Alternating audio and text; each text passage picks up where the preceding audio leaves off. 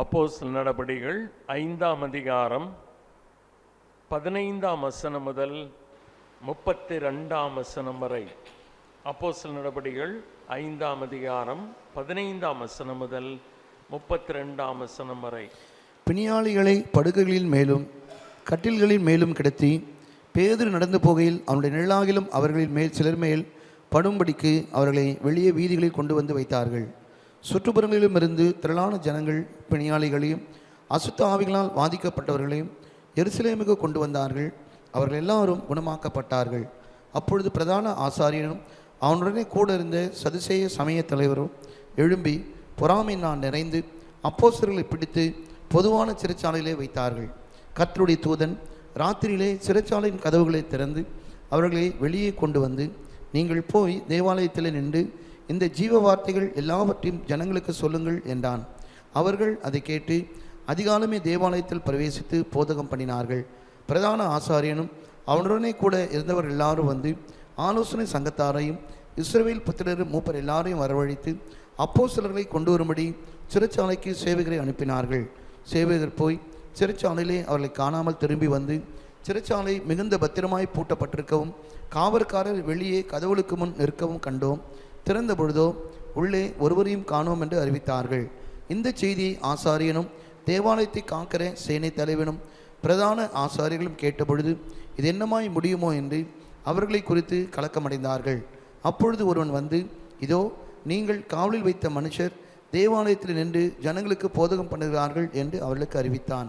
உடனே சேனை தலைவன் சேவகரோடு கூட போய் ஜனங்கள் கல்லெறிவார்கள் என்று பயந்ததினால் பலவந்தம் பண்ணாமல் அவர்களை வெளியே கொண்டு வந்தான். அப்படி அவர்களை அழைத்து கொண்டு வந்து ஆலோசனை சங்கத்துக்கு முன்பாக நிறுத்தினார்கள். அப்பொழுது பிரதான ஆசாரியன் அவர்களை நோக்கி, நீங்கள் அந்த நாமத்தை குறித்து போதகம் பண்ணக்கூடாதென்று நாங்கள் உங்களுக்கு உறுதியாய் கட்டளையிடவில்லையா? அப்படி இருந்தும் இதோ எருசலேமை உங்கள் போதகத்தினாலே நிரப்பி அந்த மனுஷருடைய இரத்தப்பழியை எங்கள் மேல் சுமத்த வேண்டும் என்றிருக்கிறீர்கள் என்று சொன்னான். அதற்கு பேதுருவும் மற்ற அப்போஸ்தலரும், மனுஷருக்கு கீழ்ப்படுகிறதை பார்க்கிலும் தேவனுக்கு கீழ்ப்படுகிறதே அவசியமாக இருக்கிறது. நீங்கள் மரத்திலே தூக்கி கொலை செய்த இயேசுவை நம்முடைய பிதாவாக்களின் தேவன் எழுப்பி இஸ்ரவேலுக்கு மனந்திருப்புதலையும் பாவ மன்னிப்பையும் அருளுவதற்காக அவரை அதிபதியாகவும் இரட்சகராகவும் தமது வலதுகரத்தினாலே உயர்த்தினார். இந்த சங்கதிகளை குறித்து நாங்கள் அவருக்கு சாட்சிகளாக இருக்கிறோம். தேவன் தமக்கு கீழ்ப்படுகிறவர்களுக்கு தந்தருளின பரிசுத்த ஆவி சாட்சி என்றார்கள். நன்றி சகோதரனே. பிரியமானவர்களே, தேவன் நீடிய பொறுமையுள்ளவராக இருக்கிறார். நிறைய வாய்ப்புகளை, நிறைய அடையாளங்களையும் அற்புதங்களையும் மக்களுக்கு கொடுக்கிறார். அதைத்தான் நாம் திரும்ப திரும்ப இதுவரைக்கும் நாம் வாசிக்கிறோம். பிரியமானவர்களே, அப்போஸ்தலர் நடபடிகள் புத்தகத்தை லூக்கா எழுதினார். எப்படி நாம் அறிந்து கொள்ள முடியும்?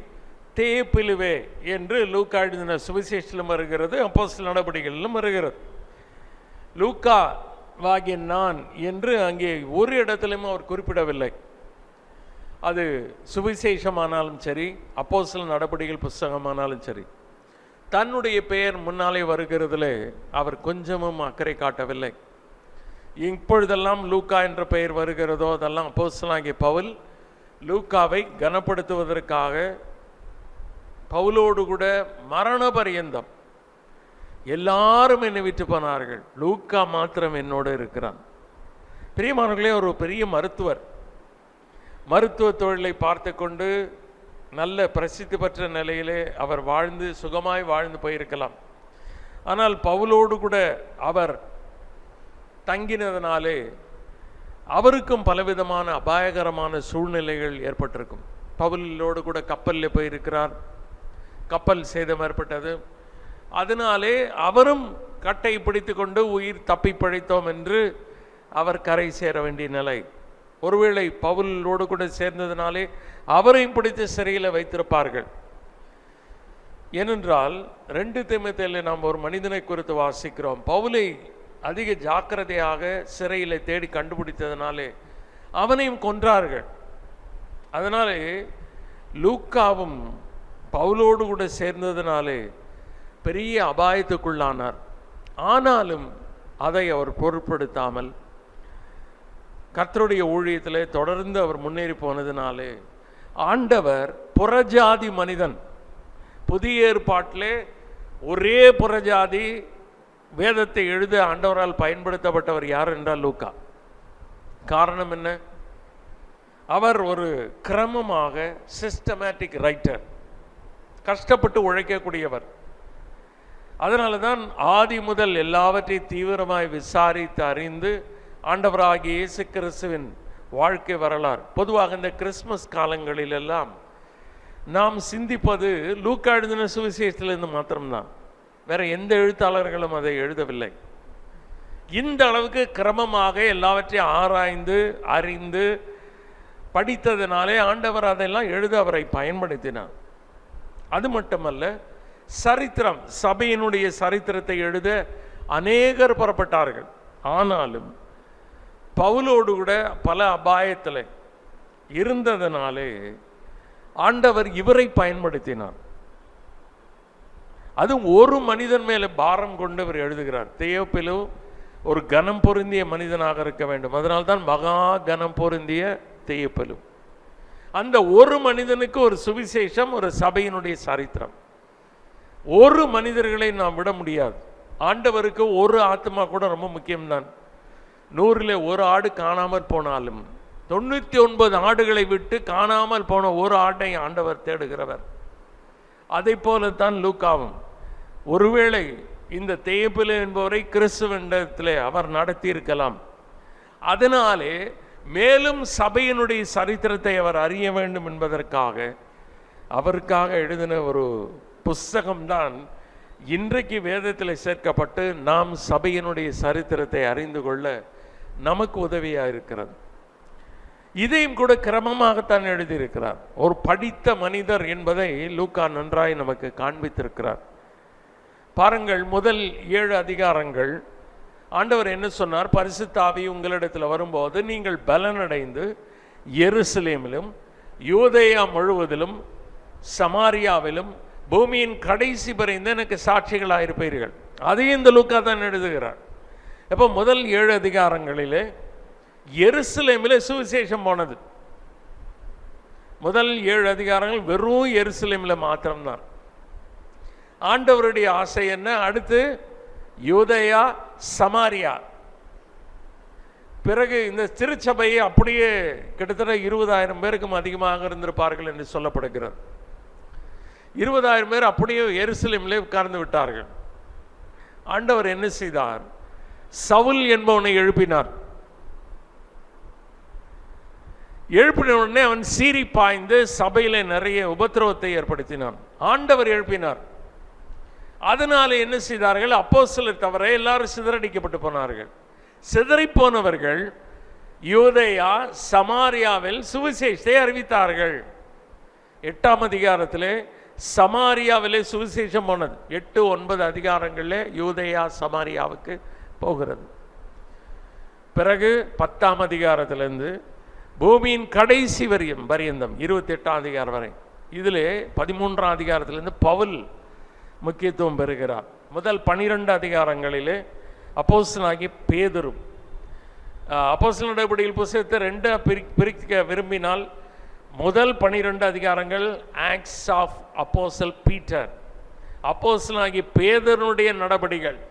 பிறகு 13லிருந்து 28 வரை அப்போஸ்தலனாகிய பவுலுடைய நடபடிகள் என்று பிரித்து விடலாம். ஆனால் ஆண்டவர் கொடுத்த கட்டளையின் அடிப்படையில் பிரிக்க வேண்டும் என்றால் முதல் 7 அதிகாரங்கள் எருசலேமில் சுவிசேஷம், பிறகு யூதேயா, சமாரியா 8, 9 அதிகாரங்கள், பிறகு 10லிருந்து 28 அதிகாரங்கள் பூமியின் கடைசி பரியந்தம். அதற்காகத்தான் பவுலை ஆண்டவர் எந்த நேரத்தில் ரட்சிக்க வேண்டும் என்று ஆண்டவருக்கு தெரியும். ஆண்டவர் அவரை பூமியில் இருந்தபோது அவரை ரட்சித்திருக்கலாம். ஆனால் ஆண்டவர் அதை செய்யவில்லை. சபையை சிதறடிக்க ஆண்டவருக்கு ஒரு ஆள் தேவை. எந்த மனிதன் சபையை உபத்திரப்படுத்தினானோ அந்த மனிதனை வைத்து சபையை கட்டுவது தேவனுடைய சித்தம். அது தேவனுடைய இறையாண்மை. எந்த மனிதன் சபையை பாழாக்கினாரோ அந்த மனிதனுக்குத்தான் சபையை குறித்தான ஆழமான சத்தியங்களை வெளிப்படுத்துகிறார். சபையை அதிகமாய் கட்டுப்படியாக ஆண்டவர் பயன்படுத்துகிறார். நமக்கு ஆச்சரியமா இருக்கிறது. தேவனுடைய கிரியைகள் ஆச்சரியமா இருக்கிறது. ஸோ இப்போ எருசலேமில் நடக்கிற பிரச்சனை தான் நம்ம படிச்சுட்டு இருக்கோம். பிரியமானவர்களே, அந்த 3ஆம் அதிகாரத்தில் படிக்கும்போது முதல் 2 அதிகாரங்கள் வரை சபை உருவானது. பிறகு 3000 பேர் அவர்கள் அப்போஸ்தலர் உபதேசத்திலும் அந்யோன்யத்திலும் அப்பம் பிட்கதிலும் ஜபம் பண்ணுதலும் உறுதியாக தரித்திருந்து எண்ணிக்கை பெருகி கொண்டே இருந்தது. பிறகு பேதுரும் யோவானும் தேவாலயத்துக்கு போனார்கள். அங்கே ஒருவேளை ஜபம் பண்ணுவதற்கு போயிருப்பார்கள். பிறகு அங்கே கூடியிருக்கிற மக்களுக்கு சத்தியத்தை சொல்ல போயிருப்பார்கள். வழியிலே பிச்சை கேட்கிறவன் இருந்தான். அவனை பேதுரு குணப்படுத்துகிறார். பொன்னும் வெள்ளியும் என்னிடத்தில் இல்லை, எனக்கு இருக்கிறதை உனக்கு தருகிறேன், நசரேயனாகிய இயேசுவின் நாமத்தில் எழுந்து நடந்தான். துள்ளி குதித்து துதித்து அவர்களோட தேவாலயத்துக்கு போனான். அதனாலே திரள் கூட்ட மக்கள் பேதுரு பெரிய சக்தி என்று நினைத்து வந்தார்கள். பேதுரு சொன்னான், எங்களுடைய சுய பக்தியினாலாவது சுய சக்தியினாலாவது செய்யாமல் ஆண்டவர் இயேசு கிறிஸ்துவை மகிமைப்படுத்துகிறார். ரொம்ப கவனமாக இருக்க வேண்டும். மக்கள் நம்மை கவனிக்கும் போது, நம்மை பெரிய ஆளாக்கும் போது நாம் ஒருபோதும் பெரிய ஆளாக்கி விடக்கூடாது. பேதுரு அதில் ரொம்ப ஜாக்கிரதையாக இருந்தார். மகிமையை தேவனுக்கு செலுத்தினார். ஒருபோதும் தேவனுக்கு போகிற மகிமை மனிதனுக்கு கொடுக்கப்படக்கூடாது. பேதுரு ஆனாலும் சரி, அப்போஸ்தலனாகிய பவுல் ஆனாலும் சரி. பவுல் இதே போல அப்போஸ்தலர் நடபடிகள் 14ஆம் அதிகாரத்தில் ஒரு மனிதனை குணப்படுத்துகிறார் லீஸ்திராவிலே. அப்ப மக்கள் என்னென்ன சொன்னார்கள்? தேவர்கள் மனித அவதாரம் எடுத்து வந்திருக்கிறார்கள். பவுலும் பர்னபாவுக்கு பேர்லாம் வைத்தார்கள். யூபிட்டார், மெர்க்குரி என்றெல்லாம் பேர் வைத்து விட்டார்கள். அவர்களுடைய தேவர்கள்.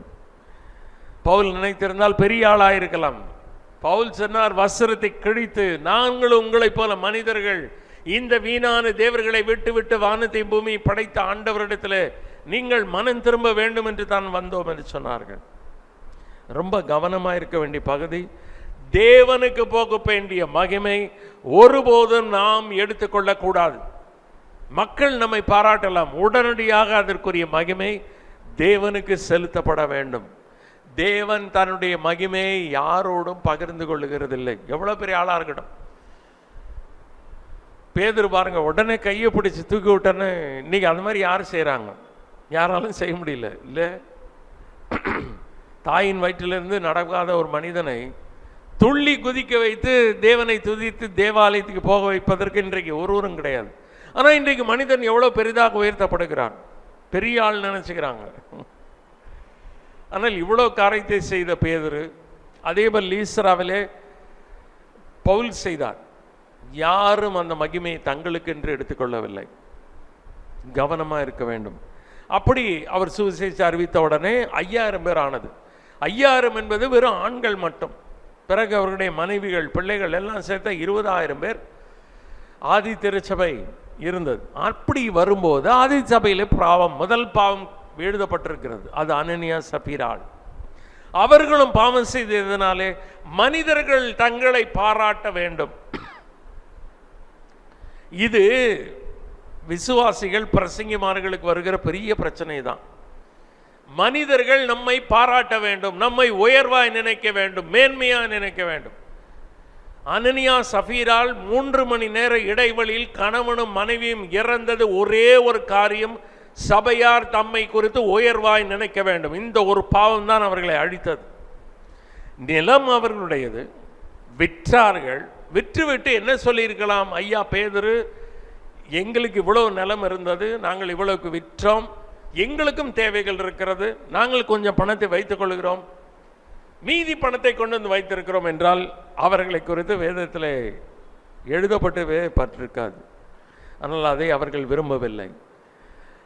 அதுக்கு முந்தின அதிகாரத்திலே பர்னபா செய்து அவன் நற்கீர்த்தி பெற்றான். உடனே பர்னபா மட்டும்தானே செய்தான். நம்ம செயல்னா சபையார் நம்மை குறித்து என்ன நினைப்பார்கள், அதை பற்றி தான் அவர்கள் கவலைப்பட்டார்கள். தேவன் நம்மை குறித்து என்ன நினைப்பார் என்று கவலைப்படவில்லை. பிரியமானவர்களே, நாம் அதிக ஜாக்கிரதையாக இருக்க வேண்டும். மனிதர்கள் நம்மை குறித்து என்ன நினைப்பார்கள் என்பதுதான் இன்றைக்கு விசுவாசிகள் ஊழியர்களுடைய பெரும் பிரச்சனை. அதற்காகத்தான் நிறைய பொய்களை சொல்லுகிறார்கள். இவர்கள் சொன்னதை போல மாய்மாலம் செய்கிறோம். மனிதர்கள் உயர்வாய் நினைப்பதற்கு. மனிதர்கள் உயர்வாய் நினைத்து என்ன கிடைக்க போகிறது? ஒன்றாக போறதில்லை. சாகும்போது நம்மை குறித்து வேறுவா பேசுவாங்க, அடுத்து சீக்கிரத்தில் மறந்துடுவாங்க. ஒரு புருஷன் இறந்தார் கூட பாருங்க, முதல் நூற்றாண்டு சபையில் மனைவிக்கே சொல்லி அனுப்பலை. 3 மணி நேரம் கழிச்சு ஒன்று நடந்தது தெரியாமல் மனைவி வந்தார்கள். அந்த அம்மாவுக்கும் அதே கதி. பார்த்தீங்களா? இதுக்கு அடிப்படை பிரச்சனை உள்ளே இருக்கிறது நம்முடைய. இப்போ அடுத்து வர்ற பிரச்சனை அதுதான்.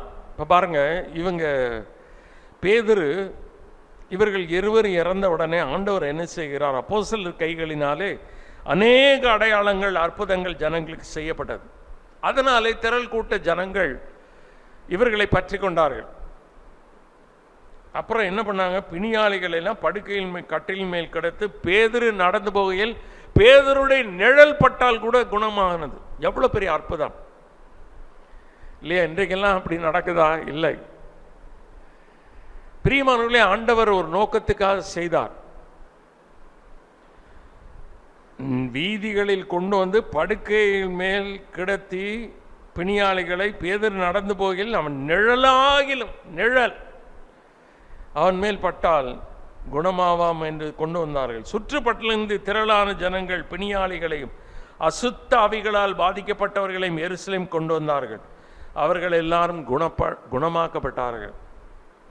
இப்பதான் பிரச்சனை வந்தது. திரள் கூட்ட ஜனங்கள் அப்போஸ்தலர்களை பின்பற்ற ஆரம்பித்தார்கள். அடுத்த வசனத்தில் 17ஆம் வசனத்தில் வாசிக்கிறோம். அப்பொழுது பிரதான ஆசாரியரும் அவனுடனே கூட இருந்த சதுசேய சமூகத்தார் அனைவரும் எழும்பி பொறாமையினால் நிறைந்து, ஐயோ, இவ்வளவு நாள் மக்கள் நம்மைத்தானே பெரியவர்களாய் நினைத்து கொண்டிருந்தார்கள், நம்மைத்தான் ஆவிக்குரிய தலைவர்கள், நமக்கு சந்தையில வந்தனங்கள், விருந்த ஆசனங்கள்ல முதன்மையான இடம்,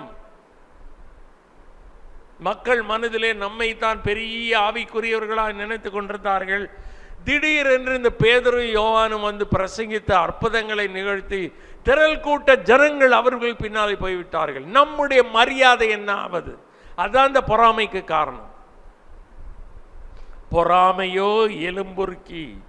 இன்னைக்கு ஊழியர்கள் மத்தியில் பொறாமை இல்லையா?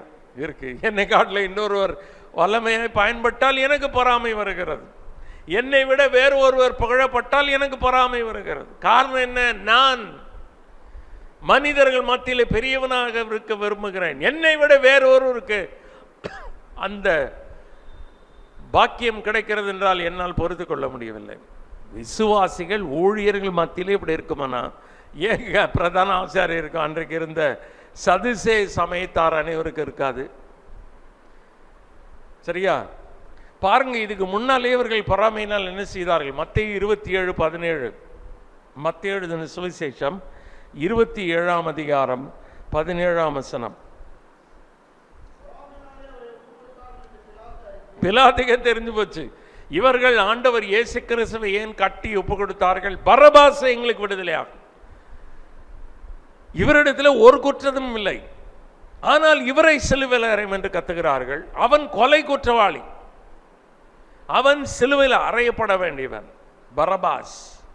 அப்போ பிலாத்துக்கு நன்றாய் புரிந்து விட்டது. இவர்கள் பொறாமையினால் ஒப்பு கொடுத்தார்கள். அங்கேயும் ஆண்டவருக்கு அதிக புகழ் வந்தது. அவருடைய போதனை, அவருடைய சாதனை, அநேகரை குணப்படுத்தினார். அவர் அதிகாரமுள்ளவராய் போதிக்க ஆரம்பித்தார். இதே தான் அப்போஸ்தலர்கள் செய்தார்கள். இதை கண்டு பொறாமை அடைந்தார்கள். பொறாமை ரொம்ப ஜாக்கிரதை. அன்புக்கு பொறாமை இல்லை. அன்பு என்றால் என்ன? ஏன் அன்புக்கு பொறாமை இல்லை? அன்பு என்பது பிறருடைய நலனில் அக்கறை உள்ளது, பிறர் நன்றாக இருக்க வேண்டும் என்று நினைக்கக்கூடியது. சுயநலம் என்பது நான் நன்றாக இருக்க வேண்டும், எனக்கு புகழ் வேண்டும், எனக்கு பாராட்டு வேண்டும், எனக்கு மேன்மை வேண்டும், சுயநலம் உள்ளது. சுயநலமும் அன்பும் ஒரே இருதயத்தில் இருக்க முடியாது. அன்பு இருந்தால் சுயநலம் இருக்காது, சுயநலம் இருந்தால் அன்பு இருக்காது. ஆண்டவர் இயேசு கிறிஸ்துவை பொறாமையினால் ஒப்பு கொடுத்தார்கள். அதே மக்கள், அதே அண்ணா காய்பா, பொதுவாக ஒருவர் தான் பிரதான ஆசாரியர். காய்பா மட்டும்தான் பிரதான ஆசாரியனாக இருக்க வேண்டும் இல்லையா? அவனுடைய மாமனார் அண்ணா வயதானவர், அவர் ஆக்சுவலாக அந்த பதவியை விட்டு விலகி தான் மருமகனை ஆக்கினார். ஆனால் இவரு சேர்ந்து தான் பிரதான ஆசாரியர் என்று அழைக்கப்படுகிறார். இந்த பதவியை விட மனசு இல்லை. அதனால தான் பிரதான ஆசாரியர்கள்னு வாசிக்கிறோம். இஸ்ரேலில் பார்த்தீங்கன்னா பிரதான ஆசாரியன் ஒருத்தன் தான். ஏன்னா வருடத்துக்கு ஒரு முறை அந்த பாவ நிவர்த்தி நாளில் அவன்தான் மகா பரிசுத்த ஸ்தலத்திலே தன்னுடைய பாவத்துக்காக இரத்தத்தை தெளிக்க வேண்டும். பிறகு வெளியில் வந்து ஜனங்களுடைய பாவத்துக்காக பாவ பிராயச்சித்தம் செய்ய வேண்டும். வருஷத்துக்கு ஒரு முறை பிரதான ஆசாரியன் ஒருவன் தான். ஆனால் இங்கே 2 பேர் இருக்காங்க. காரணம் என்ன? மாமனாரும் மருமகனும். அவர்களுக்கு தான் ஆண்டவர் நிறைய அடையாளங்களை கொடுத்தாரு. இன்னும் ஒரு அடையாளம் தான் இன்றைக்கு நம்ம வாசித்த பகுதி. சரியா? ரைட். பொறாமையினால் நிறைந்து என்ற வார்த்தை என்னுடைய அர்த்தம் என்னன்னா கட்டுப்படுத்தப்பட்டு அப்படின்னு அர்த்தம். இப்போ ஒருவருக்கு பயத்தினால் நிறைந்தாருன்னா அவருக்கு என்ன செய்யறதுன்னு தெரியாது. பயம் அவரை கட்டுப்படுத்துகிறது என்று அர்த்தம். ஒருவர் சந்தோஷத்தினால் நிறைந்து என்று பார்க்கிறோம். இப்போ ஸ்டேட் ஃபர்ஸ்ட் ஒருத்தங்க வராங்கன்னு வச்சுங்க, ஒரு பையன் வரான் வச்சுக்கலாம் உதாரணம். அப்போ அந்த பையனுக்கு சொல்லி முடியாத சந்தோஷம். அவனுக்கு என்ன செய்யறான்னே தெரியாது. ஏன்னா அது அவனை ஆட்கொள்ள ஆரம்பிக்கிறது சந்தோஷம். அதேபோல் துக்கம். ஒரு வீட்டில் ஒரு நெருக்கமானவர்கள் மரித்து போனால் துக்கம் அவர்களை நிறைக்கிறது. அப்போ அந்த துக்கத்தினால என்ன செய்யறதுன்னு தெரியாது. அது அவர்களை கட்டுப்படுத்துகிறது. அதே போல் இவருடைய பொறாமை, இருதயத்தில் இருக்கக்கூடிய பொறாமை அவர்களை கட்டுப்படுத்துகிறது. என்ன செய்கிறது? அப்போஸ்தலர்களை பிடித்து பொதுவான சிறைச்சாலையில் வைத்தார்கள். ஏன்னா இவங்க கையில் பவர் இருக்கு, நீதிமன்றமும் இவங்க கையில் இருக்கு, ஜெயிலும் இவங்க கையில் இருக்கு. பாருங்க எவ்வளோ பவர். அந்த பவர் போயிருமோன்னு தான் பயம் உங்களுக்கு.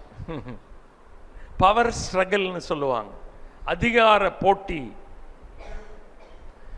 தங்களுக்கு இப்படி இருந்த அதிகாரம் போயிருமோ? திடீர்னு அப்போஸ்தலர்கள் வந்தாங்க, பிரசங்கம் பண்றாங்க, தாயின் வயிற்றிலிருந்து நடக்காத சப்பானியை நடக்க வைக்கிறார்கள், அநேக அற்புதங்கள், பிணியாளிகளை குணப்படுத்துகிறார்கள், பிசாசுகளை அகப்பட்டவர்களை குணமாக்குகிறார்கள், கட்டிலே கிடக்கிற மக்கள் இவர்களுடைய நிழல் பட்டு குணமாகிறார்கள், திரள் கூட்ட மக்கள் இவர்களை பின்பற்றுகிறார்கள். நம்முடைய மரியாதை என்ன ஆகிறது? அதனால பிடிச்சி ஜெயிலில் வை. பாருங்க நாங்க எவ்வளவு அதிகாரம் உள்ளவங்க காட்ட விரும்பினாங்க. எங்களுக்கு தான் பவர் அதிகம். நடந்தது என்ன? 19 வசனம். கர்த்தருடைய தூதன் ராத்திரியிலே சிறைச்சாலையின் கதவுகளை திறந்து அவர்களை வெளியே கொண்டு வந்து ஆண்டவர் ஒரு தூதனை அனுப்புகிறார். எதற்காக என்று நாம் பின்னால பார்க்கலாம். நீங்கள் போய் தேவாலயத்தில் நின்று இந்த ஜீவ வார்த்தைகள் எல்லாவற்றையும் ஜனங்களுக்கு சொல்லுங்கள் என்றார். இப்ப இவங்க ஜெயிலில் அடைக்கப்பட்டாய். கர்த்தருடைய தூதன் ஆண்டவர் அனுப்பி நீ போய் எல்லாருக்கும் சுவிசேஷம் சொல்லுனா 1 நிமிஷத்தில் உலகம் எங்கும் சுவிசேஷம் போயிடும். ஆனால் தேவதூதன் செய்யவில்லை. தேவதூதர்களுக்கு அந்த ஸ்லாகியம் இல்லை, நமக்கு தான் இருக்கிறது. தேவதூதர்கள் நம்ம மேல பொறாமையா இல்லை. தேவதூதர்களுக்கு இல்லாத அநேக ஸ்லாகியங்கள் மனிதர்களாகி நமக்கு இருக்கு. தெரியுமா உங்களுக்கு? தேவதூதர்கள் ஒரு முறை விழுந்து போனால் அவர்களுக்கு பாவ மன்னிப்பு கிடையாது. பிசாசு விழுந்து போனால் அவனோட 1/3 பங்கு விழுந்தார்கள், அவர்களுக்கு பாவ மன்னிப்பு இல்லை. கிறிஸ்து அவர்களுக்காக மரிக்கவும் இல்லை. ஆனால் விழுந்து போன மனிதனுக்கு உதவியாக கை கொடுத்தார். நமக்காக தான் கிறிஸ்து மரித்தார். எத்தனை முறை பாவம் செய்தாலும் ஆண்டவர் நம்மை மன்னித்து கொண்டே இருக்கிறார். நமக்கு தான் பரலோகத்திலே வாசஸ்தலத்தை ஆண்டவர் கட்டுகிறார். நாம் தான் மணவாட்டி என்று அழைக்கப்படுகிறோம். நமக்கு பணிவிடை செய்வதற்கு ஆவியான அங்கே தேவதூதர்களை பணிவிடை ஆவிகளாக தேவன் வைத்திருக்கிறார். ஆனால் இவ்வளவு வைத்தும் தேவதூதர்களுக்கு பொறாமை இல்லை. ஆனால் சில போதகர்கள் இப்படிலாம் தப்பா சொல்றாங்க. தப்பு. தேவதூதர்களை குறித்து தவறாய் நம்ம சொல்லக்கூடாது. நிறைய பேர் அப்படி சொல்றாங்க, தப்பு. இப்போ பாருங்க, இங்கே இவனை திறந்து விடுற பேர் ஒருவேளை ஆண்டவர் அனுப்பும்போது என்ன சொல்லிக்கலாம்? ஆண்டவரே நான் போய் கதவை திறக்கிறத விட என்ன விட்டுருங்க, நான் போய் உலகத்தில் 1 நிமிஷத்தில் சுவிசேஷம் அறிவிச்சுட்டு வந்துடுறேன். கேட்டிருக்கலாம்ல? இல்லை. ஆண்டவர் என்ன சொல்லுகிறாரோ அது செய்கிறது தான் தூதனுடைய வேலை. ஆனால் ஒரு நாள் வரும், என்ன நடக்கும் பாருங்க. வெளிப்படுத்துகிற விசேஷம் 14ஆம் அதிகாரம் 6ஆம் வசனம். வெளிப்படுத்துகிற விசேஷம் 14:6. ஒரு நாள் வரும் பாருங்க, என்ன நடக்கும் படிங்க.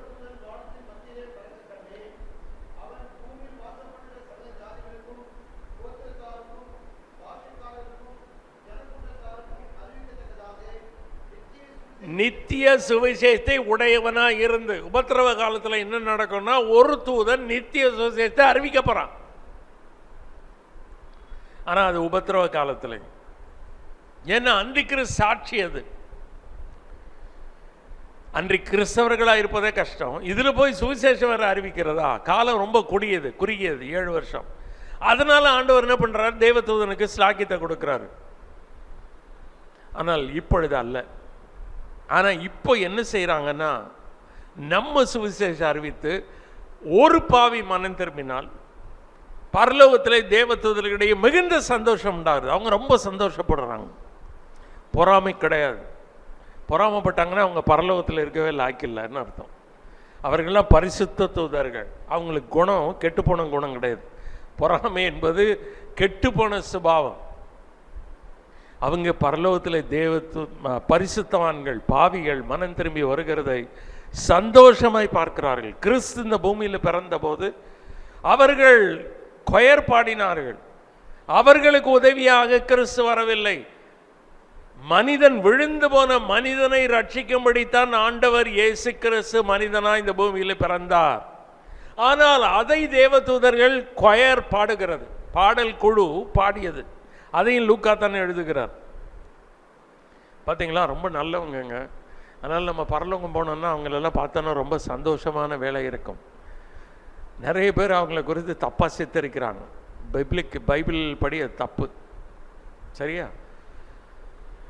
விழுந்து போன தூதர்கள் தான் பிசாசுகளை சுற்றி திரிகிறது, அசுத்தாவிகள். ஆனால் நல்ல தூதர்கள், விழுந்து போகாத தூதர்கள்லாம் ரொம்ப நல்லவங்க, நமக்கு உதவியாகத்தான் வைக்கப்பட்டிருக்கிறாங்க. பாருங்க, ஆண்டவர் ஒரு தூதனை அனுப்புறார், கதவை திறந்துட்டார். எப்படி திறந்திருக்கிறான்னா காவல்காரனுக்கே தெரியல. அவன் கண்ணுக்கு பூட்டின மாதிரி தான் இருக்கு. பின்னால் இருக்கிற வசனத்தை பார்க்கும்போது பேதுருவை திறந்து வெளியே விட்டு திரும்ப பூட்டிட்டான். இது காவல்காரருக்கு யாருக்குமே தெரியவில்லை. தேவன் இன்னொரு அடையாளத்தை கொடுக்கிறார். ஏற்கனவே அடையாளம் கொடுத்தாரா? 40 வயசுக்கு மேலே இருக்கக்கூடிய ஒரு பிறவி முடவனை பேதுரு குணப்படுத்தினார். அடையாளம். இங்கே ஒரு அடையாளம். இதெல்லாம் எதுக்கு ஆண்டவர் கொடுக்கிறார் அப்படின்னா, எபிரேயர் 2ஆம் அதிகாரம் 4ஆம் வசனம். எபிரேயர் 2ஆம் அதிகாரம் 4ஆம் வசனம்.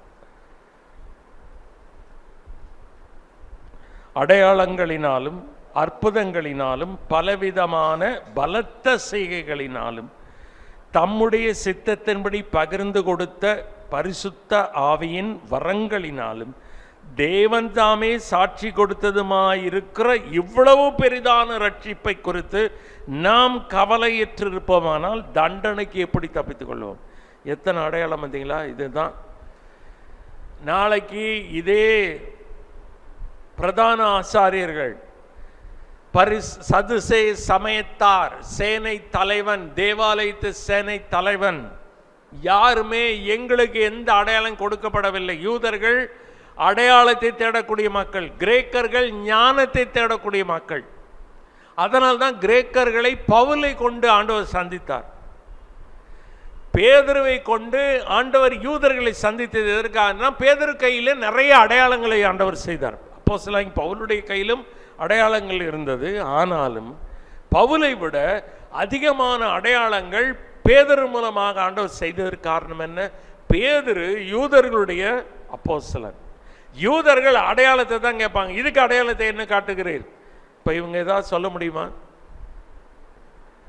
தேவ தூதனை ஆண்டவர் அனுப்பினார். பிரியமானவர்களே, நமக்கும் பணிவிட அவைகள் நமக்கு தெரியவே மாட்டேங்குது நிறைய நேரங்களில். இல்லை, பலமுறை நாம் காப்பாற்றப்படுகிறோம், நமக்கு தெரியல.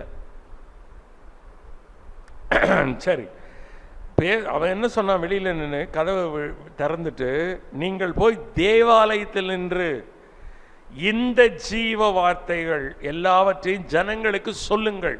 அவ்வளவுதான். பரலோகத்திலிருந்து வந்த செய்தியை தான். இதை போய் தேவாலயத்தில் சொல்லணும், ஜீவ வார்த்தையை ஜனங்களுக்கு சொல்லணும். அவ்வளவுதான், சொல்லிட்டு போயிட்டான். அவர்கள் அதை கேட்டு அதிகாலமே தேவாலயத்தில் பிரவேசித்து போதகம் பண்ணினார்கள். அதிகாலையில். அப்ப ஜனங்கள் கூடி வந்தார்களா இல்லையா? அதிகாலையில். இன்னைக்கு அதிகாலையில் வச்சா எத்தனை பேர் வருவாங்க? இல்லை, 10 மணிக்கு வச்சா கூட மக்கள் வரமாட்டேங்கிறாங்க. அதிகாலையில் பேதுரு, யோவான் எல்லாரும் அதிகாலையில் ரெடியாகி போய் கர்த்தருடைய வார்த்தை அறிவிக்கிறார்கள். ஜனங்கள் கூடி வந்திருக்கிறார்கள். அப்போ என்னாச்சுன்னா, இவங்க பொறாமை கொண்டவர்கள், பிரதான ஆசாரியர் மற்ற இஸ்ரவேலர் ஆலோசனை சங்கத்தை கூட்டிட்டாங்க. கோர்ட், அவங்களுடைய கோர்ட் அதான். இப்போ ஜெயிலில் வச்சாச்சு. ஆனால் ஜெயிலேருந்து அவங்க விடுதலையானதே இவங்களுக்கு தெரியல. தேவன் எப்படி பண்ணியிருக்கார் பாருங்க. காவல்காரன் வெளியில் நிற்கிறான், கதவு பூட்டி இருக்கு, உள்ளே கைதி இருக்கிறான் என்று நினைத்து கொண்டே இவர்கள் கோர்ட்டை ஆர்கனைஸ் பண்ணுறாங்க. இதுவே ஒரு பெரிய அற்புதம் இல்லையா? ஆனால் இந்த அற்புதத்தை பார்த்து இந்த மக்கள் நம்பலை. பாருங்க, இதுக்கு முன்னாலேயே ஆண்டவர் ஒரு அற்புதத்தை கொடுத்தார். ஆண்டவர் இயேசு கிறிஸ்து உயிர்த்தெழுந்த அந்த நாளிலே ஒரு தூதனை ஆண்டவர் அனுப்பினார். பிரகாசமுள்ள வஸ்திரம் உள்ளவன் அந்த கல்லை புரட்டி உட்கார்ந்தான். இதை காவலாளர் பார்த்தார்கள். எந்த காவலாளர்? இந்த கல்லை யாரும் புரட்டாதபடிக்கு ரோம காவலர்கள் சீல் போட்டு உட்கார்ந்துருக்காங்க. இப்போ இந்த சீல்லாம் பறந்துருச்சு. தேவதூதன் வந்து கல்லை புரட்டும் போது சேவகர்கள்லாம் காவலாளர்லாம் நடுங்கி செத்தவனு போல ஆயிட்டாங்க. ஒரு தூதனுக்கு முன்னாலே இவங்கெல்லாம் எந்த மூலைக்கு? ஆண்டவருக்கு எத்தனை தூதர்கள் இருக்காங்க பாருங்க. நம்ம அநேக நேரத்தில் பயப்படுறோம். பயப்படவே கூடாது, சரியா? அவங்க தான் பயப்படணும். ஏன்னா இந்த தூதர்களுக்கு எவ்வளோ பவர் இருக்கும்னா, இவர்களை படைத்த ஆண்டவர் எவ்வளவு வல்லமையானவர். அநேக நேரங்களில் நாம் அதை உணர்கிறது இல்லை. இல்லை, என்னை சேர்த்தான் சொல்கிறேன். நம்ம பயப்படக்கூடாதுக்கெல்லாம் பயந்துட்டு உட்கார்ந்துருக்கோம். அப்போ காவலாளர் பயந்து செத்தவர்களை போலான்னு ஊரில் போய் சொல்கிறாங்க, ஐயா அவர் உயிரோடு எழுந்துட்டாரு, தூதர்களை நாம் பார்த்தோம். உடனே இவங்க என்ன பண்ணியிருக்கணும்? மனம் திரும்பி இருக்கணும். ஆமாம், உண்மையாக தேவதூதர் அவங்க காசை கொடுத்து நாங்கள் தூங்கிட்டோம், அவருடைய சீஷர்கள் வந்து களவாக எடுத்துகிட்டு போயிட்டாங்க, நீங்கள் சொல்லுங்கள், இந்த செய்தியை பரப்புங்க. ஆண்டவர் எத்தனை அடையாளம் தாங்க கொடுப்பாரு? உயிர்த்தெழுந்த போதும் அவர்கள் தேவதூதர்களை பார்த்தார்கள், அப்பையும் மனம் திரும்பலை. இப்போ 40 வயசுக்கு மேற்பட்ட ஒரு மனிதனை பேதுரு குணமாக்கினார், அதையும் நம்பலை. பிணியாளிகள் படுத்திருக்கிறார்கள், பேதுருடைய நிழல் பட்டு குணமாகிறார்கள். பிசாசு பிடித்தவர்கள், இப்படிப்பட்ட வியாதியுள்ளவர்கள் குணமாகிறார்கள். இதை கண்டும் இவர்கள் மனம் திரும்பவில்லை. இவர்கள் சிறையில் வைத்து காவலாளர்களை போட்டார்கள். காவலாளர் வெளியில் இருக்கும்போதே கைதியை வெளியே கொண்டு வந்து ஆண்டவர் காவலாருக்கு தெரியாமலே பேதுருவை வெளியே வைத்து பிரசங்கம் பண்ணி கொண்டிருக்கிறார். இது ஒரு பெரிய அற்புதம். இவ்வளவு அற்புதத்தை கண்டு மனிதர்கள் நம்பவில்லை என்றால், நியாய தீர்ப்பு நாளில் மனிதனுக்கு எந்த சாக்கு போக்கும் கிடையாது. யாராவது சொல்ல முடியுமா? ஆண்டவரே நீங்க எந்த அடையாளமும் கொடுக்கல, ஆண்டவர் எவ்வளவுதான் கொடுப்பார்? தம்மை தடவையாவது கண்டுபிடிக்கணும் அப்படிங்கிறதுக்கு தான் ஆண்டவர் வாய்ப்புகளை கொடுத்து கொண்டே இருக்கிறார். இன்றைக்கு நம்மை கொண்டு எத்தனை முறை சுவிசேஷம் அறிவிக்க வைக்கிறார். நரகத்துக்கு போகிற யாருமே ஆண்டவர் எனக்கு வாய்ப்பை கொடுக்கவில்லை என்று சொல்ல முடியாது. சுவிசேஷம் கேட்காத மக்கள், அவங்களுக்கு பாருங்க, சூரியன், சந்திரன், நட்சத்திரங்கள், கிரகங்கள், கோள்கள் இதெல்லாம் படைத்த ஒருவர் இருக்கிறார். ஒருவேளை உண்மையா அவர்கள் தேடினார்கள் என்றால் ஆண்டவர் அவர்களுக்கு ஆட்களை அனுப்பி சுவிசேஷம் அறிவிக்க செய்வார். இஸ்லாமிய நாடுகள்லாம் பார்த்தீங்கன்னா ஆண்டவர் தரிசனமாகிறார். ஈரான் போன்ற நாடுகள்லாம் நம்ம போல சொப்பனங்களை பார்க்கிறார்கள், ஆண்டவரை தரிசிக்கிறார்கள். முஸ்லீம்கள் இதெல்லாம் இல்லைன்னு சொல்ல முடியாது, சரியா? வேற வழி இல்லை. ஏன்னா நம்ம போய் இன்னைக்கு அவங்க மத்தியில் சுவிசேஷம் அறிவிக்க முடியாது, பைபிளே கொண்டு போக முடியாது, கைது செய்வார்கள். அவர்களுக்கெல்லாம் ஆண்டவர் நேராக இறங்கிட்டார், வேற வழி இல்லை. இஸ்லாமிய நாடுகள்லாம் இன்னைக்கு நிறைய முஸ்லீம்கள் மனம் திரும்புவது நம்ம போய் சுவிசேஷம் அறிவிச்சல்ல, நேர ஆண்டவரே அவங்களுக்கு தரிசனமாகிறார். நிறைய முஸ்லீம்கள் அப்படி ரட்சிக்கப்படுகிறார்கள். சரியா இருக்கட்டும்.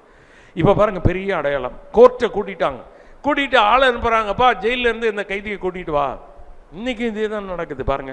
திடீர்னு ஒரு கோர்ட்டில் ஜட்ஜ் என்ன பண்ணுவார், இந்த குறிப்பிட்ட இந்த கைதியை குறிப்பிட்ட நாளில் விசாரணைக்கு அழைத்து கொண்டு வாருங்கன்னா, போலீஸ்காரர்கள் இந்த குறிப்பிட்ட நாளிலே மிகவும் பாதுகாப்பாக அந்த கைதியை கொண்டு வர வேண்டும்.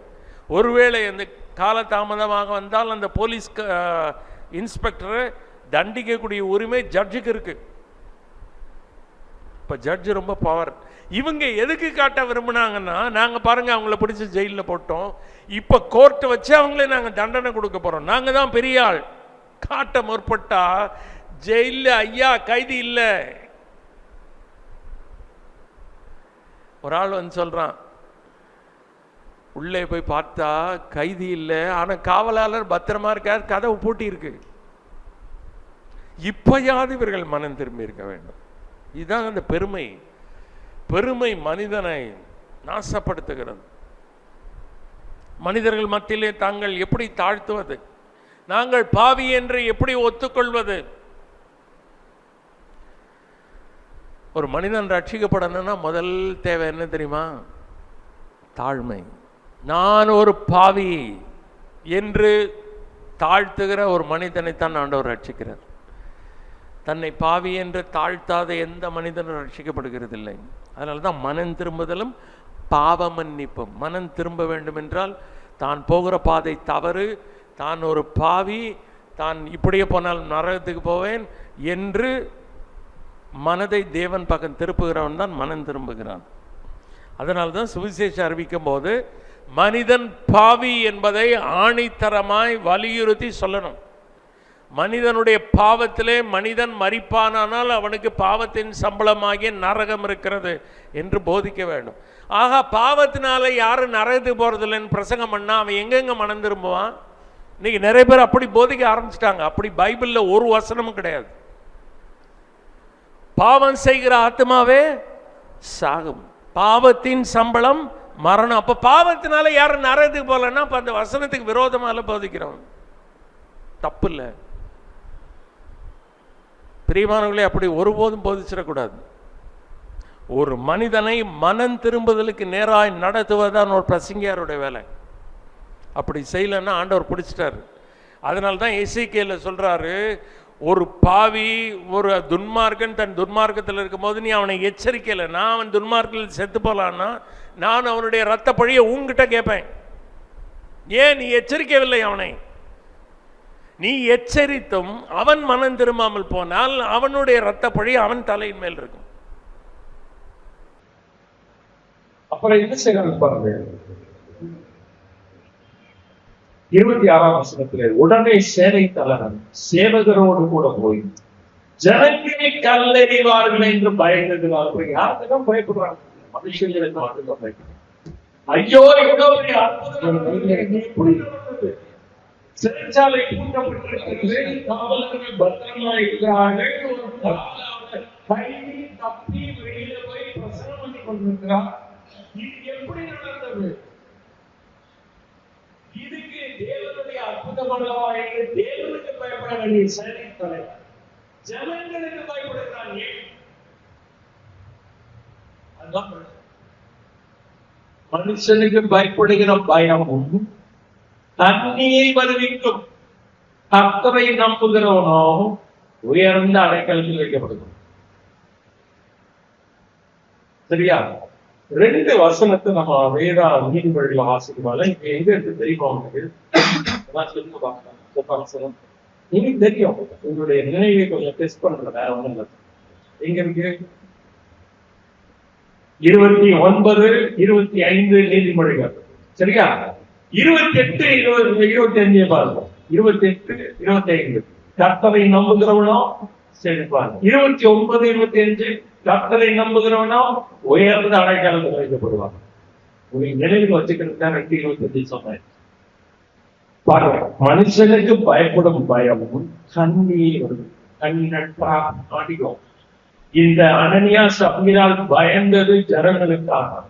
ஏன் போய் சொன்னார்கள்? கண்ணியில போய் சிக்கிறாங்களா? சிக்கிறாங்க. ஐயோ, ஜனங்கள் நம்மளை வச்சு எதிர்த்துருக்காங்க, நம்ம சொத்துல கொஞ்சம் சபைக்கு. ஐயோ, வீடியோ வச்சுட்டாங்களே, நம்மளை பற்றி தப்பா பேசுவாங்க. நீங்க இதை பற்றி கவலைப்படுறோம். மனுஷனுக்கு பயப்படும் பயம். ஏன் மனுஷன் என்ன செய்வாங்க? சேனித்தனவர் பக்தனுக்கு பயந்திருக்க வேண்டும், தேவ தூதனுக்கு பயந்திருக்க வேண்டும். இது என்ன நடக்கிறது? கோர்ட்டை கூட்டியிருக்கோம், ஜெயிலில் வைத்திருக்கோம், காவலாளர்களை வைத்திருக்கிறோம். இங்கே போறவர்கள் விடுதலையாகி பிரசங்கிக்கிறார்கள். இது என்ன அற்புதம்! கர்த்தருக்கு பயப்பட வேண்டும். பயப்பட வேண்டும். ஜனங்களுக்கு பயந்து, ஜனங்கள் கண்டறிவார்களுக்கு பயந்து. ஏன் ஜனங்களுக்கு பயந்து? கர்த்தருக்கு பயந்துட்டா ஜனங்களுக்கு பயப்பட வேண்டிய அவசியமே இல்லை. வேதனை விடுதலை செய்திருப்பார்கள், இவர்களும் போய் ரட்சிக்கப்பட்டிருப்பார்கள். ஜனங்களோட ஜனங்களாக போயிருக்கலாம். மனுஷனுக்கு பயப்படும் பயம். ஆண்டவர்களை விடுதலை செய்ய முடியும். நாம் ஜெயிக்க வேண்டும். ஏன்னா மனுஷனை பிரியப்படுத்த பார்க்கும் போது மனிதர்கள் என்ன நினைப்பார்களோ என்று நாம் பயப்படுவதற்கு பயப்படுது. அவங்க என்ன நினைப்பாங்க, இவங்க என்ன நினைப்பாங்க, இவங்க என்ன பேசுவாங்க, இதை பற்றி எங்க கவலைப்படுறது?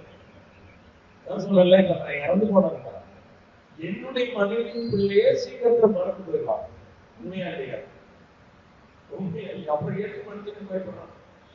ஆண்டவர்கள் இல்லையே, மறக்க மாட்டார். நிச்சயம் அவர்களை தெரியப்படுத்தணும்.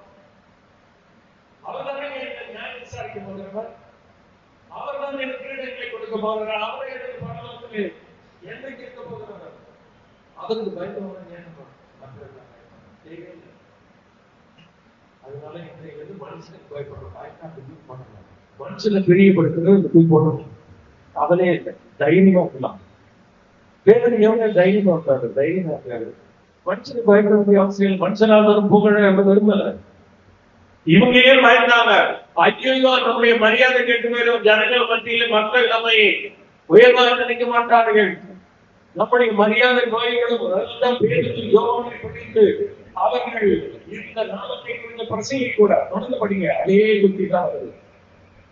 27 பட்சமான அப்பொழுது பிரதான ஆசாரியர் அவர்களை நோக்கி, நீங்கள் அந்த நாமத்தை குறித்து போதனை பண்ணக்கூடாது என்று அவர்களுக்கு ஒரு உறுதியான அவர்களுடைய மரியாதை என்ன ஆகுதுன்னா உங்களுக்கு கட்டளையிட்டிருக்கோம்.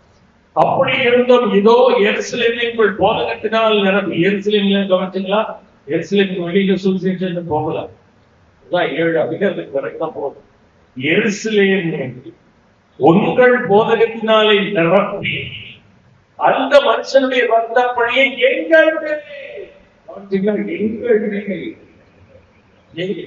அசிங்கப்படுத்துறீங்க, அவமானப்படுத்துறீங்க அப்படின்னு நினைக்கிறவங்க சுயநலவாதிகள்.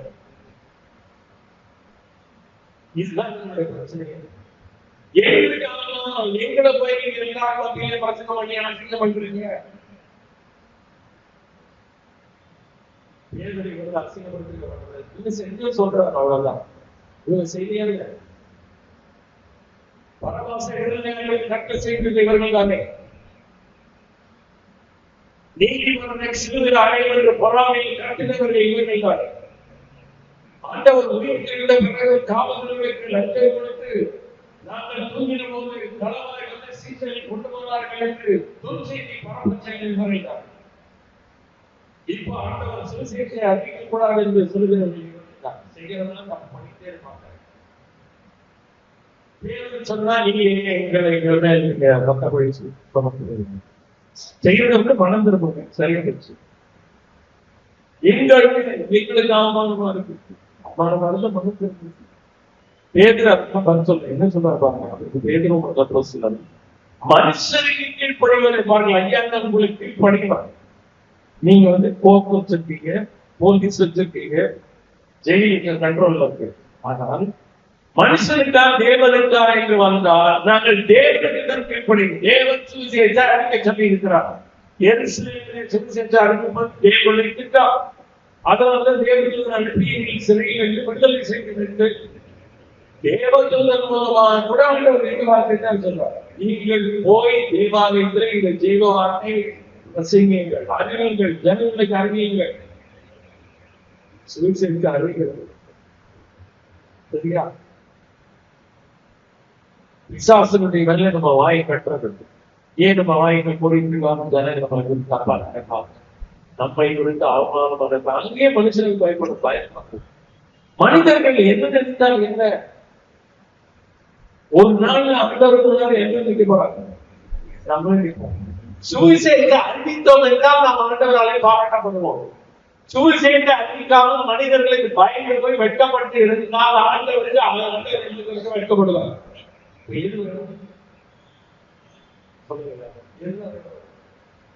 ஆண்டவர்கள் பாராட்ட வேண்டும், ஆண்டவர் நம்மை குறித்து வெட்கப்படுவார். அப்ப தேவனுக்கு கீழ்ப்படிவோமா? இது தேவனுடைய கட்டளை. வானத்திலும் பூமியிலும் சகல அதிகாரங்களுக்கு கொடுக்கப்பட்டிருக்கிறது. ஆகையால் புறப்பட்டு போய் சகல ஜாதிகளுக்கும் சகல ஜாதிகளையும் சீஷராக்கிற பணியங்க போய் சுவிசேஷத்தை அறிவிப்பது. ரட்சிக்கப்படுகிற மக்களுக்கு பிதா குமாரன் பரிசுத்த ஆவியின் நாமத்தினாலே அவர்களுக்கு ஞானஸ்நானம் கொடுப்பது. ஞானஸ்நானம் பெற்ற மக்களுக்கு நான் கட்டளையிட்ட யாவையும் அவர்கள் கை கொள்ளக்கூடியவர்களுக்கு உபதேசமானங்கள் அதுதான் கடமைப்பட்டது. நான் கட்டளையிட்ட யாவையும் அவர்கள் கை கொள்ளும்படி அவர்களுக்கு உபதேசமானங்கள். இதோ உலகத்தின் முடிவுபடுகிற சகல நாட்களில் நம்ம அப்பதான் பயப்படுகிறது. மனிதனுக்கு பயப்படுகிறது. மனுஷனுக்கு பயப்படுறது பயம் கண்ணீர். நம்மளை பயப்படுற கர்த்தரை நம்மளோட உயர்ந்த வச்சிருவார். ஆண்டவருடைய அனுமதி இல்லாமல் யாரும் தொட முடியாது. தொடங்கினா கூட ஆண்டவருடைய அனுமதி வேணும். யோகங்களை பிசாசன் தொட்டான் என்றால் ஆண்டவருடைய அனுமதி இல்லாமல் யாரும் தொட முடியாது. எந்த ஒரு தீங்கு யாரும் நமக்கு செய்ய முடியாத ஆண்டவருடைய அனுமதி இல்லாமல் உங்களை தொடர்கிறார். கண்ணீர் மணியை தொடர்கிறார். அன்றைக்கு சகோதரி ஆண்டவர் சகோதரி நீ ஏன் என்னை துன்பப்படுத்துகிறார்? ஆண்டவரே நீ யார்? நீ துன்பப்படுத்துகிற ஆண்டவரை துன்பப்படுத்துகிறார். தேவனுடைய மக்களை துன்பப்படுத்துவது ஆண்டவரை துன்பப்படுத்துவதாக ஆண்டவர் கருதுகிறார். இதை விட நமக்கு ஆண்டவர் என்ன நம்ம இன்னும் ஏன் பயன்படுத்தோம்? ஏன் நம்ம பயப்பட வேண்டும்? நம்ம அடிக்கிறாங்கன்னா ஆண்டவரை அடிக்கிறாங்க. நம்மை அவமானப்படுத்துகிறார்கள் என்றால் ஆண்டவரை அவமானப்படுத்துகிறார்கள்.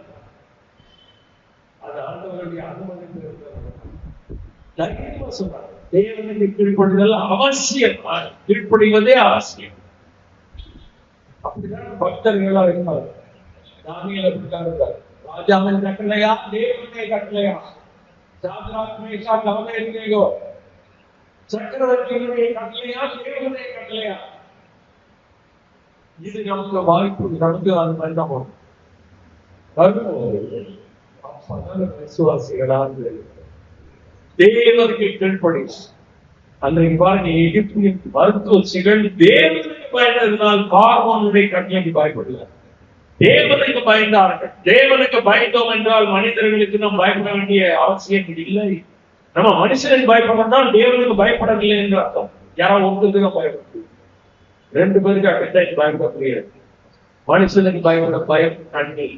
தேவனுக்கு பயந்தால் தேவன் நன்மை செய்வார். எகிப்தினுடைய மருத்துவர்களுக்கு தேவன் நன்மை செய்தார். அவர்கள் குடும்பங்கள் தழைக்கும்படி செய்தார். கர்த்தருக்கு பயப்படுகிற மனுஷன் எவ்விதமாய் ஆசீர்வதிக்கப்படுவார். 128 ஆசைகள் பெரிய கர்த்தருக்கு பயப்படுவோம். மனுஷனுக்கு பயப்படுற பயம் வெளியே போய்க்கிறோம். ஆண்டவர் தெரியாம ஆண்டவரே எங்க மனுஷனுக்கு பயப்படுவதுதான் போதும். நான் எவ்வளவு நாள் மனுஷனுக்கு பயந்து கூணி மனிதர்கள் என்ன நினைப்பா, இவங்க நம்மளை குறித்து என்ன வேணா பேசிட்டு போட்டோம். ஆண்டவரை பற்றியே தப்பாதான் பேசிட்டு போறோம். ஏசா நம்மளை குறிச்சு கண்டிப்பா பேசுவாங்க, கவலைப்படாது. மற்றவங்க நம்மளை குறிச்சு என்ன நினைச்சாலும் கவலைப்படாது. ஆண்டவர் தான் நம்மளை ஞானம் விசாரிக்க கொள்வார். நம்முடைய ஜீவன் அவருடைய கையிலே இருக்கிறார். அவர் இரவும் பகலினை பாதுகாத்து வருகிறார். அவருடைய அனுமதி இல்லாமல் யாரும் இதை தொட முடியாது. என்னை குறிச்சு அப்படியே தப்பா பேசினாலும் அப்பாவை பார்த்துக்கிறாரு. மோசே குறித்து அக்காவும் அண்ணனும் தப்பா பேசினாங்க. ஆண்டவர்களோ தலையிட்டார். நீங்க மோசை குறித்து பேசுறதுக்கு பயப்படாமல் போனது என்று கேட்டாங்க. மோசை அமைதியே இருக்காங்க. கர்த்தர் தலையிடுவார். வழிவாங்குதல் எனக்குரியது, நான் பதில் செய்ய கர்த்தர் சொல்லுகிறார். பழிவாங்குதல் அதற்கு என்று கர்த்தர் வாங்குகிறது. திரும்ப விடலை. நீங்கள் மனத்தை தூக்கி கொலை செய்த ரத்தப்பழி இறப்பிட்டீங்கன்னு சொல்றாங்க. நீங்கள் மரத்திலே தூக்கி கொலை செய்த இயேசுவை நம்முடைய பிதாக்களின் தேவன் எழுப்பி 30ஆம் வசனத்தில் படிக்கிறார். சிலரை மரணம் உயிரோடு எழுப்புதல் ஆண்டவர் ரட்சகர், அவ்வளவுதான் சுவிசேஷம். இஸ்ரவேலுக்கு மனம் திரும்புதல் பாவ மன்னிப்பு. 24:47 லூக்கால வாசிக்கிறோம். ஆண்டவர் கொடுத்த கட்டளை என்ன? மனம் திரும்புதலும் பாவ மன்னிப்பும் எருசலேமில் தொடங்கி பூமியின் கடைசி வரைக்கும் அவருடைய நாமத்தினாலே பிரசங்கிக்கப்பட வேண்டியது. மனம் திரும்புதல், பிறகு பாவ மன்னிப்பு. ஒரு பாவி மனம் திரும்பினால்தான் ஆண்டவர் பாவ மன்னிப்பை கொடுப்பார். அவன் போகிற பாதை தவறு என்று தேவனுக்கு மனதை திருப்பும் போது பாவம் கிடைக்காது. பாவம் வேணும், மன்னிப்பு வேணும், கிடைக்காது. சரியா? மனம் திரும்புதலும் பாவ மன்னிப்பு அறிவிக்கிறதற்காக தேவன் என்ன பண்ணார்? அவரை அதிபதியாகவும் ரட்சகராகவும் தமது வலது கருத்தினால் உயர்த்தினார். இன்றைக்கு அவர் ரட்சகர், பாதுகாக்கிறவர், காப்பாற்றுகிறவர், பாவங்களை மன்னிக்கிறவர். இதை போய் அறிவிங்க. நீங்க அதை அறிவிச்சிருக்காங்க. குணமாக்கிறார். ஆனால் குணமாக்குதல் நீங்க பிரசங்கிக்கவில்லை. நல்லா பார்த்துக்கிறேன். அதெல்லாம் அடையாளம். எல்லா வியாதிகளும் குணமாக்குறேன் இல்ல, குணப்பெற்றார்கள் உண்மை. ஆனால் பேதுரு அறிவிக்கிறது என்ன? சிலுவையில் அறிவிக்கப்பட்ட கர்த்தராகிய இயேசு கிறிஸ்து, உயிர்த்தெழுந்த கிறிஸ்து, பரமேறின கிறிஸ்து, மனம் திரும்புதல், பாவ மன்னிப்பு, பிரசங்கம். இன்னைக்கு என்ன பண்றாங்க? பிரசங்கத்தை மாட்டிக்கிறாங்க. ஆண்டவருடைய பாவ மன்னிப்பையும் பரலோக பாக்கியத்தையும் மனம் திரும்புதலை அறிவிக்கலை, அவரை ரட்சகராக அறிவிக்கவில்லை. வேறொருத்தமாக அறிவித்துக் கொண்டிருக்கிறார். சரியா? செய்ததெல்லாம் இவங்க செஞ்சாங்க. அதெல்லாம் அடையாளம். யூதர்களுக்கு அடையாளம் தேவை. ஏன் எதுக்கு மக்களுக்கு அடையாளம் தேவை? இந்த சங்கதிகளை குறித்து நாங்கள் அவருக்கு சாட்சி. நாங்களே சாட்சிங்க.